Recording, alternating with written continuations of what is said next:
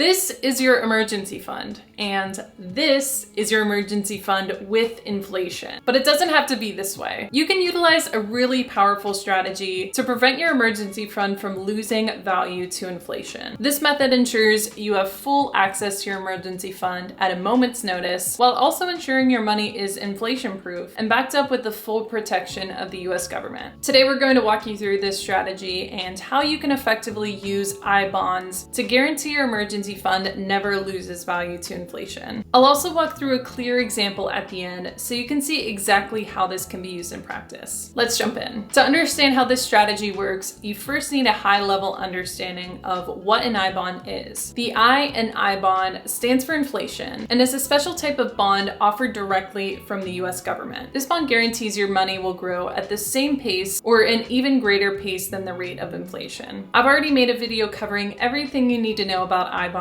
which I'll link up here. So if you're new to IBonds or want to learn more about their unique tax advantages, feel free to check that out, as I'll try not to repeat myself here. Okay, so for this strategy to work, you're first going to need an emergency fund. While your individual situation may vary, most experts suggest having an emergency fund that can cover 3 to 6 months worth of expenses, just in case you fall on hard times. Once you have this, you can start to inflation-proof this fund. The process for this is fairly straightforward. Every month after you've fully funded your emergency fund, you'll want to purchase 1/12 the amount of your emergency fund in IBonds. These IBond purchases should be funded by new money coming in, and you should not be dipping into your emergency fund at this time. Over the course of the year, you'll eventually build up the equivalent value of your emergency fund in IBonds. Once you have this, you can start to do the opposite, and each month you can transition 1/12 of your emergency fund to your regular investments. This gradual step is really important because one of the main catches to IBonds is that for the first year of owning the bond, you won't be able to sell it, making it a 100% non-viable option for an emergency fund. However, after owning the bond for 1 year, you are able to sell it whenever you need to. The only downside to doing this is the government will claw back 3 months worth of interest you've earned if you haven't earned the bond for at least 5 years. But this is much less than what you would have lost to inflation over the year. Anyways, the reason you are able to begin to slowly transition your real emergency fund to your regular investment portfolio is because you purchase your bonds at monthly intervals over the course of the year. As a result, each month after that first year, 1/12 of your bonds will cross that 1-year threshold, meaning that they could be turned to cash at a moment's notice in an emergency. And over the course of 1 year, you can gradually transition the bulk of your emergency fund into IBonds that are inflation-proof bonds that are nearly as readily available as cash. Still confused?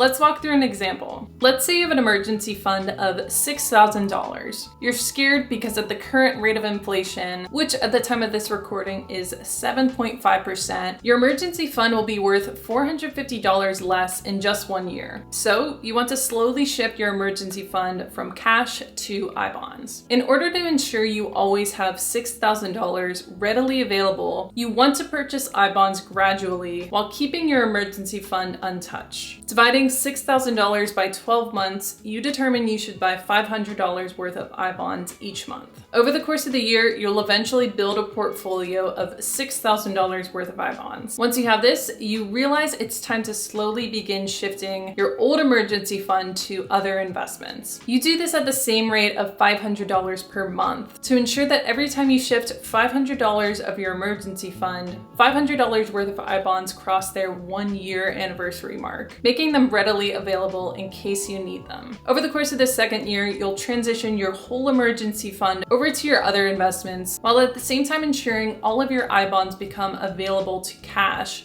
in an emergency. In a real-world scenario, it's probably beneficial to still keep a portion of your emergency fund in cash, but this method ensures the bulk of your emergency fund is shielded from inflation for years to come. And since everyone's situation is unique, this approach might not be ideal for you, and that's okay too. Please let me know in the comments below what your thoughts are on IBonds, and if you haven't yet, please hit the subscribe button and like the video if you found it useful. Thank you all so much for watching, and I'll see you in the next one. Bye.